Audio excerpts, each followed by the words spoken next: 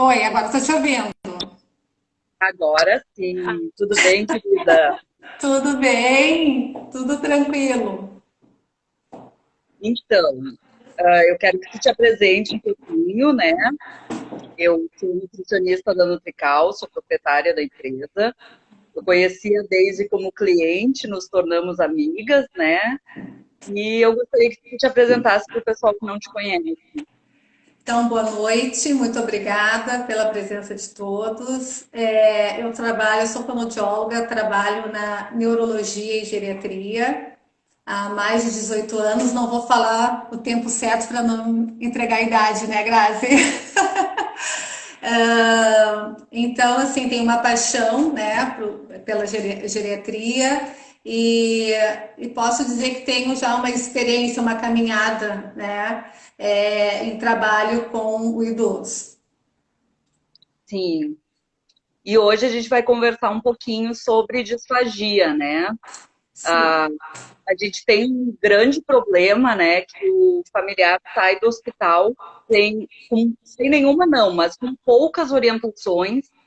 Então, o familiar sai perdido de como cuidar daquele paciente, sendo ele idoso ou não, que está num processo de disfagia e que precisa de uso de espessante, de tratamento fonoaudiológico, nutricional.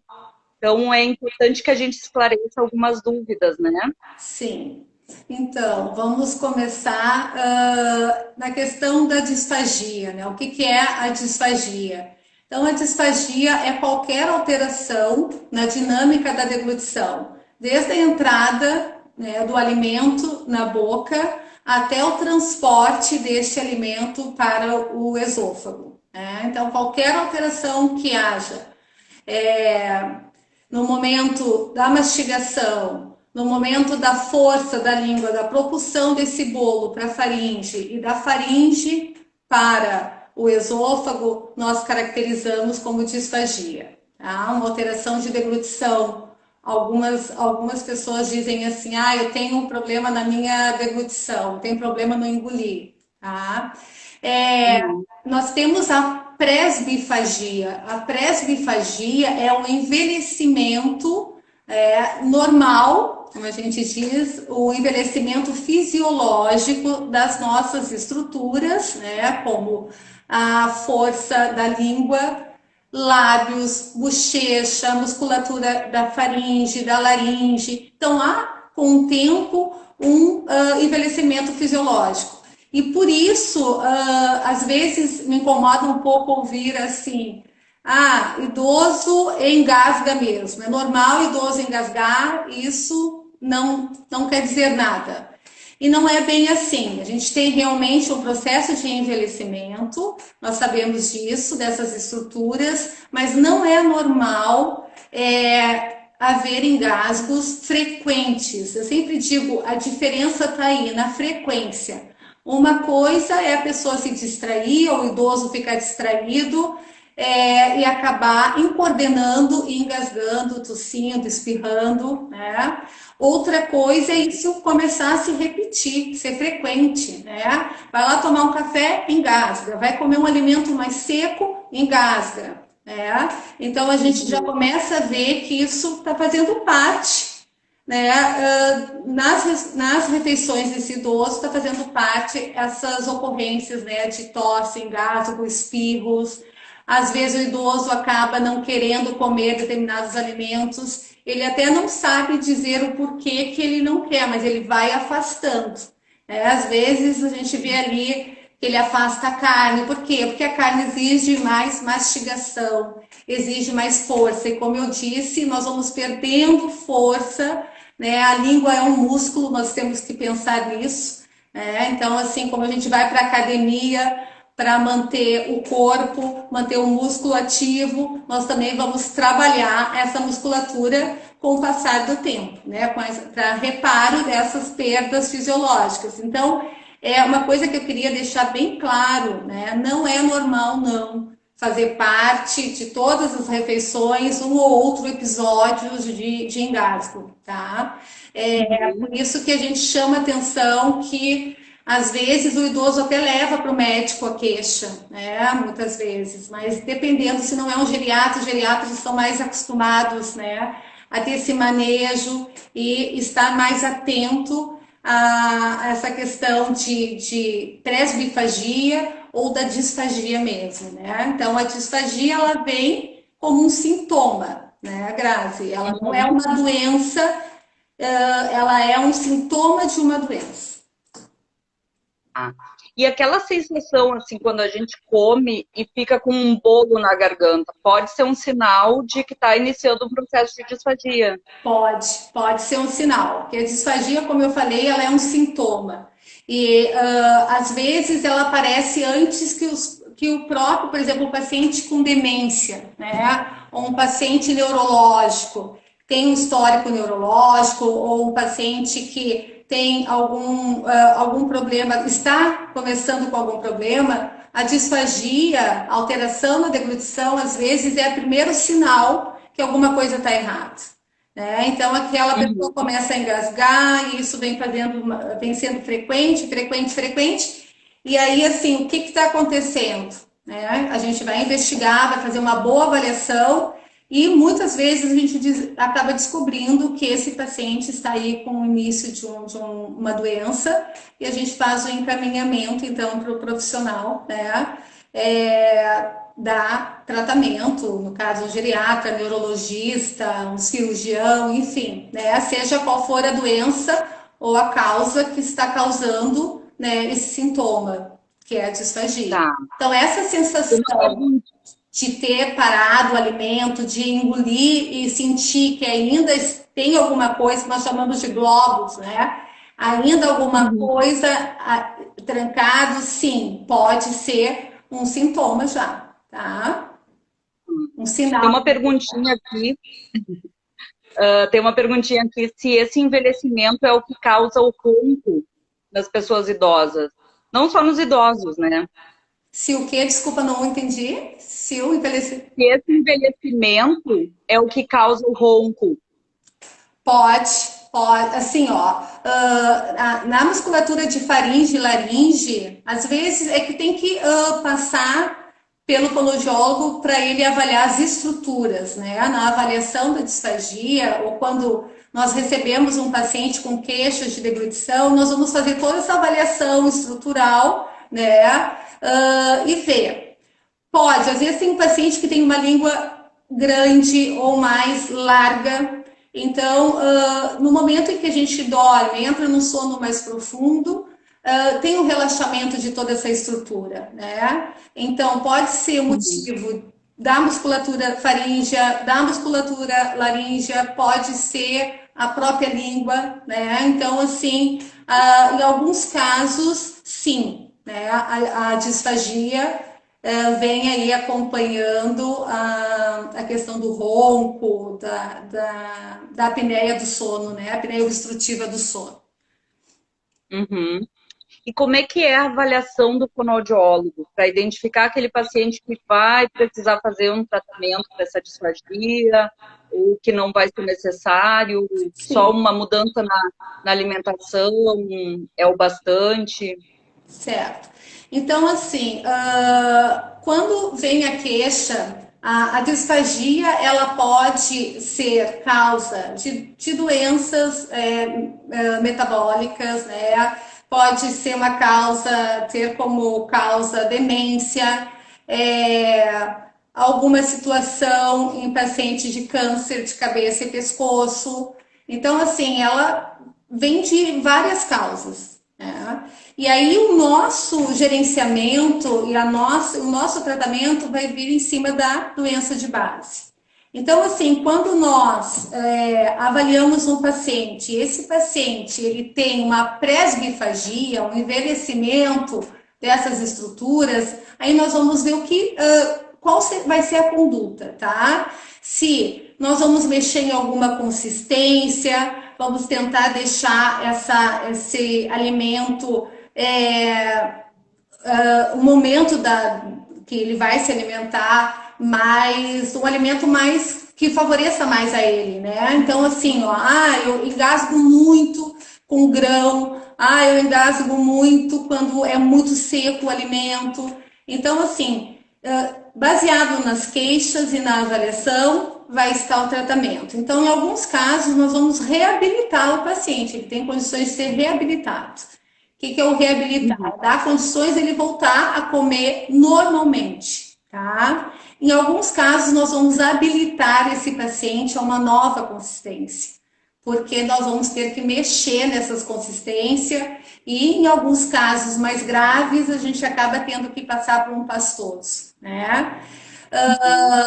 Em alguns casos, nós vamos gerenciar, né? Nós vamos gerenciar esse paciente, vamos acompanhá-lo para ver se ele vem mantendo o peso, e por isso eu já passo um link da importância dos profissionais estarem cada vez mais, não só ocupando o mesmo espaço, né, mas trocando, interagindo, porque é muito importante essa relação da equipe que está tratando o indivíduo. Eu sempre digo uma coisa: o paciente não é meu, não é do médico, não é do físio, o paciente é de toda a equipe que está o tratando. Então, é da nutri, é da enfermeira, e, e nós temos assim. E até assim, desculpa. Não, pode falar. Até eu ia comentar que é um sinal super importante para a nutrição quando o paciente idoso não ganha peso, Exato. Ele começa a ter perda de peso, porque ele começa a ter medo de engolir. O engolir se torna um movimento difícil para ele fazer, então ele começa a evitar comer para não ter o engasgo, a tosse. Então ele acaba evitando comer e perde peso consequentemente, né? Isso, então assim, uma das coisas que sempre a gente chama atenção, a disfagia, a gente tem que sempre pensar que ele traz um tripé, ela traz um tripé, né? A desidratação, desnutrição e a pneumonia aspirativa, tá? Então daí a importância do nutricionista, né? Muitas vezes eu chego na casa de um paciente e tenho que mudar a consistência. Então, o que eu digo? Nós vamos precisar da intervenção de um nutricionista, porque o fonoaudiólogo vai dizer o que ele precisa. Eu preciso de uma consistência pastosa, um néctar, um pudim. O fonoaudiólogo diz o que ele precisa.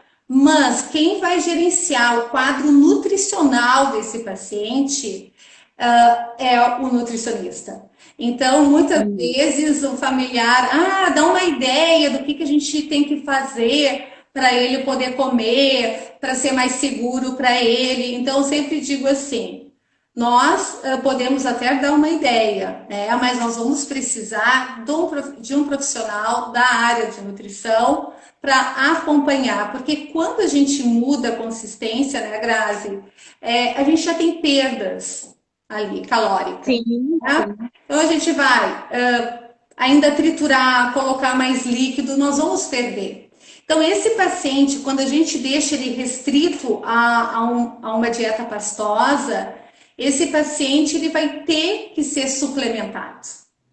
Né? Então, assim, neste momento, seria importante que ele fosse visto por um nutricionista para que o nutricionista veja quais são as suas carências, né? O que ele vai precisar para o estado nutricional dele, para ser mantido isso, uma vez que em algum período ele vai precisar ficar numa consistência pastosa até que a gente consiga tempo para reabilitar esse paciente e ele voltar para a sua via normal, né? Que é o consumo dos sólidos, que todo mundo, né, diz, que horror ter que comer pastoso. Mas às vezes é a consistência mais segura para o paciente, e neste momento a gente tem que fazer de um tudo para manter o estado dele nutricional, hídrico e principalmente evitar um quadro de pneumonia aspirativa.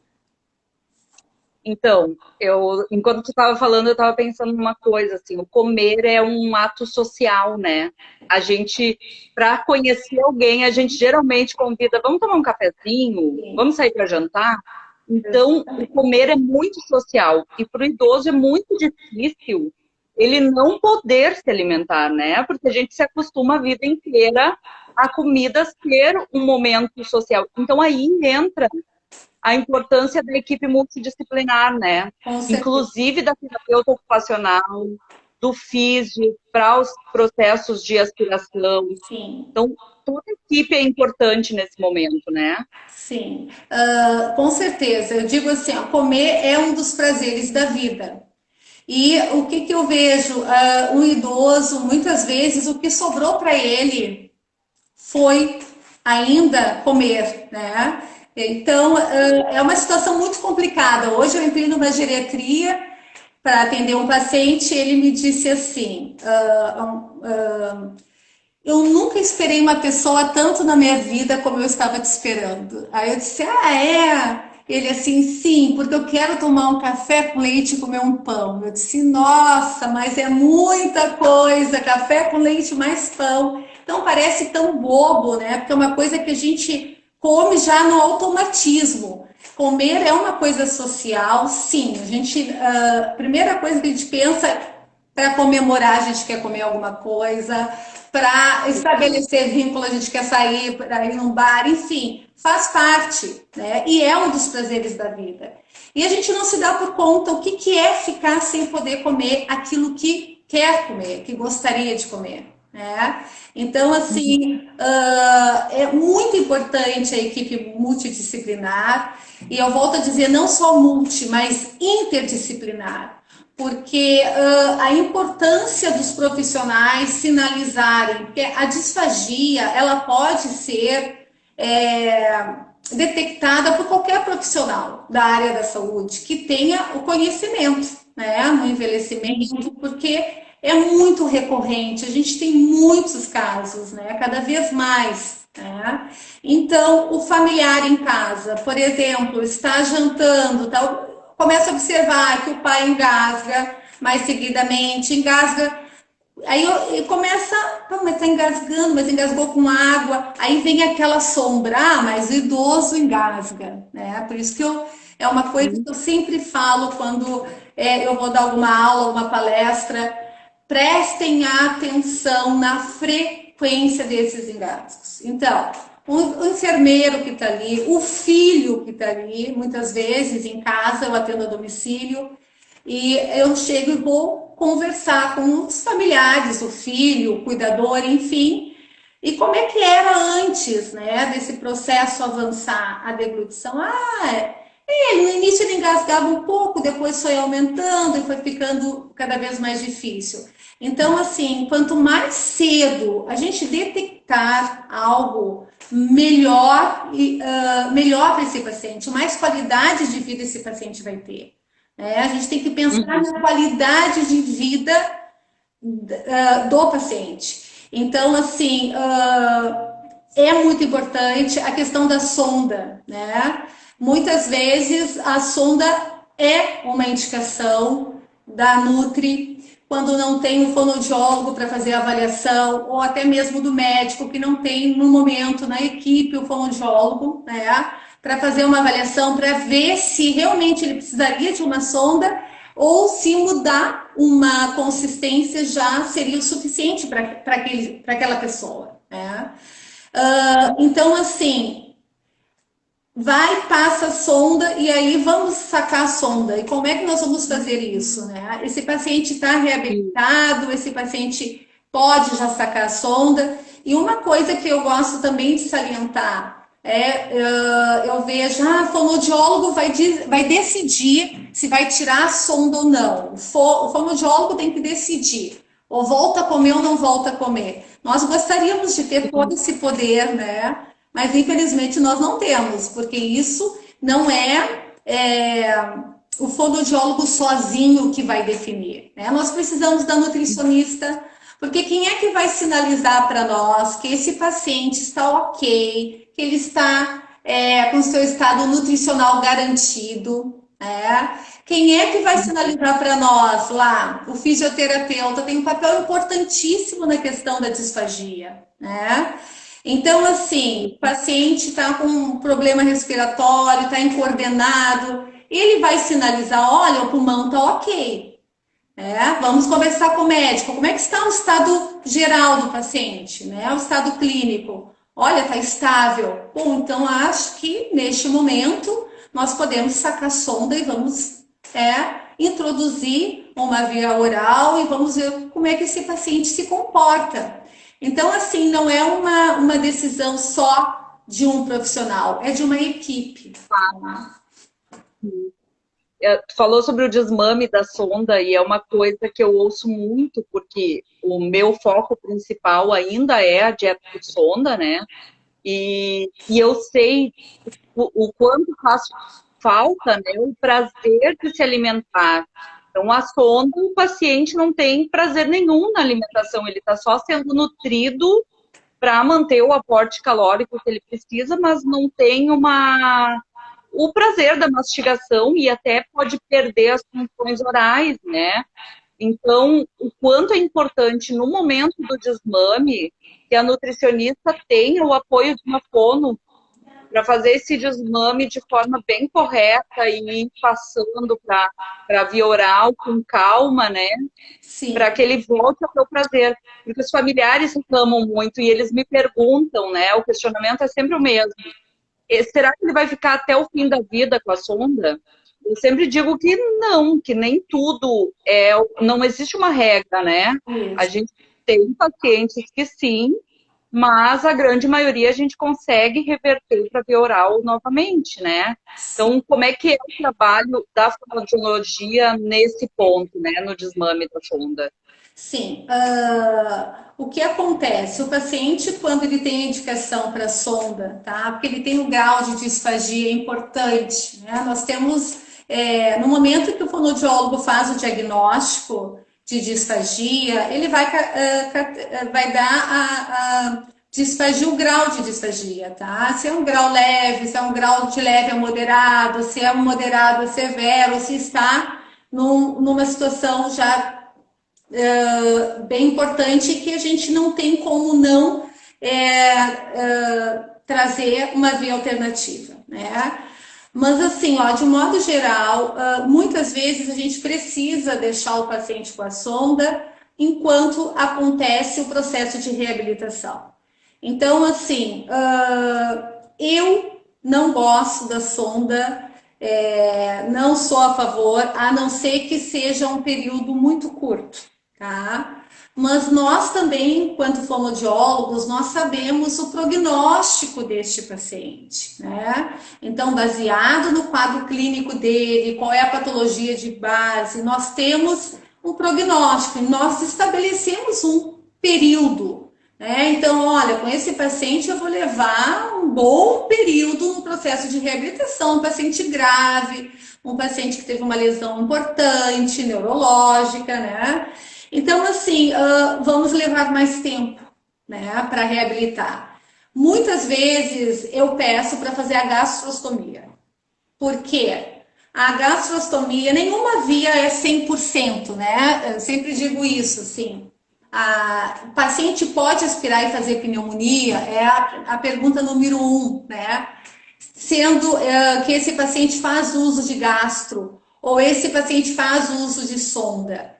Sim, a resposta é sim. Por quê? Se não tiver um gerenciamento do fonoaudiólogo, se não tiver uma intervenção do fonoaudiólogo, esse paciente ele vai ter as secreções, né? Saliva, secreções. Se nós não gerenciarmos isso, ele vai aspirar essa secreção. Ele vai aspirar muita saliva. Ele poderá fazer uma infecção respiratória ou até mesmo uma pneumonia no caso de ter muita secreção. Paciente acamado, a gente vê muito isso, o pulmão fica muito parado, né? Acaba não tendo toda a sua movimentação, acaba ficando mais secretivo e aí vem aquela avalanche, né?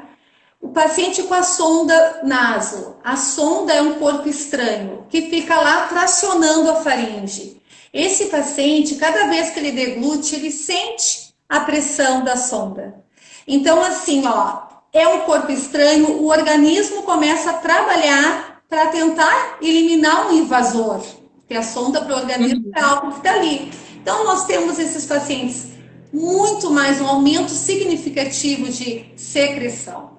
Então, às vezes, tem que avaliar muito bem. E aí, a questão nutricional é o que vai definir.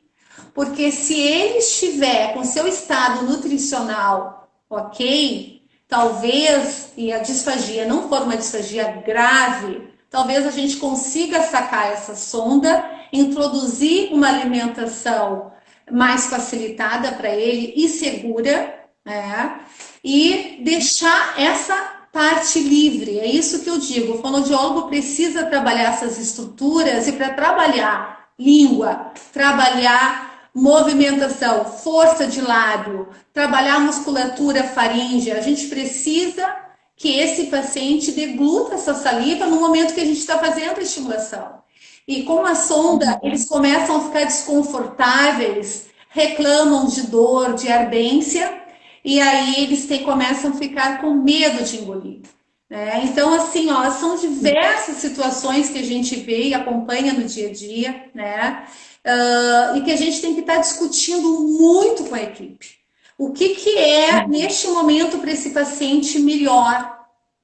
Né? Sim. Seria uma gastro, neste momento, melhor para ele, para que a gente possa trabalhar com maior tranquilidade, que ele também, porque socialmente também, aquela, eu digo, parece um elefantinho, né? Com aquela sonda no nariz, eles incomoda, tem coceira, eles sacam a A sonda. maioria arranca também, né? Exatamente. Aí fica sacando, sabe? Teve um paciente que sacou 10 vezes a sonda. Eu disse, pelo amor de Deus, daqui a pouco vai fazer uma fístula, né? Então, assim, a gente tem que estar sempre pesando o que é melhor para esse paciente, a qualidade desse paciente de vida. De repente, um bom monitoramento, uma equipe interdisciplinar, uma equipe atenta, é o suficiente para a gente também poder trabalhar na reabilitação. E a reabilitação é isso, nós vamos trabalhar todas essas musculaturas, né, esses músculos. Alguns pacientes têm mais problema, a maioria né, dos pacientes, eles têm problema mais no transporte do bolo, na propulsão do bolo. Então, morde o Uhum. alimento, a gente precisa ensalivar, deixar esse alimento bem coeso, para que a língua faça o movimento e jogue esse alimento para a faringe.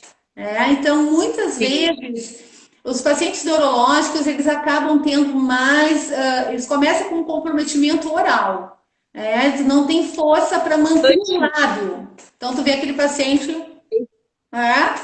E aí é saliva, é alimento, é tudo. Então, já começa na fase oral, né?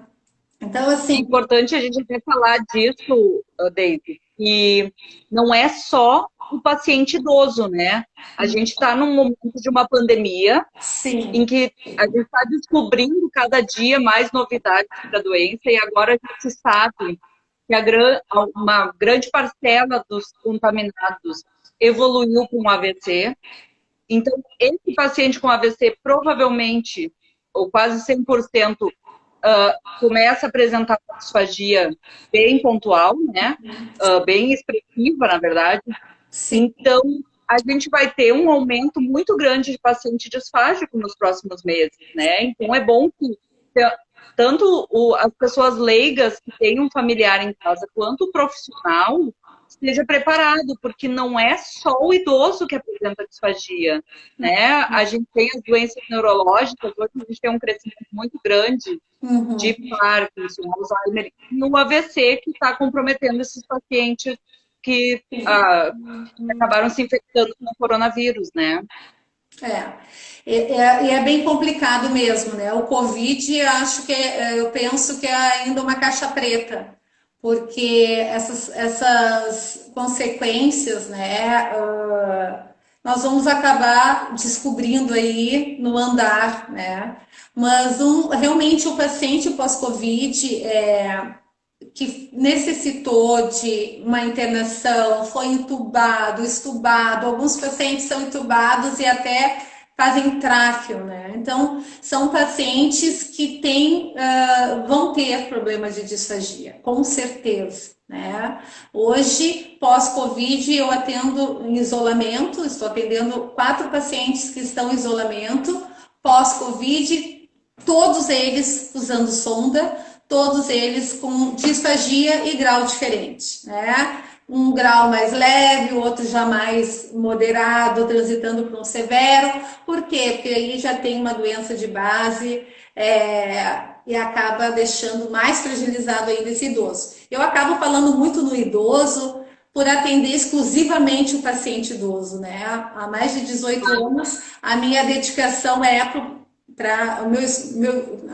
eu digo, a paixão da minha vida é estudar envelhecimento, né? E trabalhar com a pessoa idosa, mas qualquer idade pode apresentar, por um motivo ou outro, o sintoma de disfagia, né?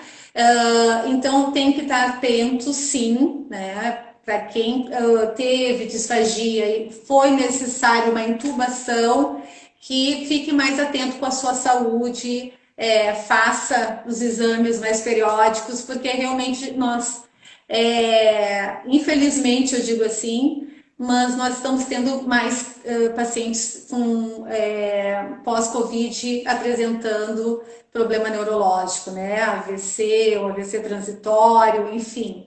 Mas a gente tem acompanhado na prática alguns casos de pacientes que acabaram complicando, escambando aí para essa parte com consequências neurológicas, né?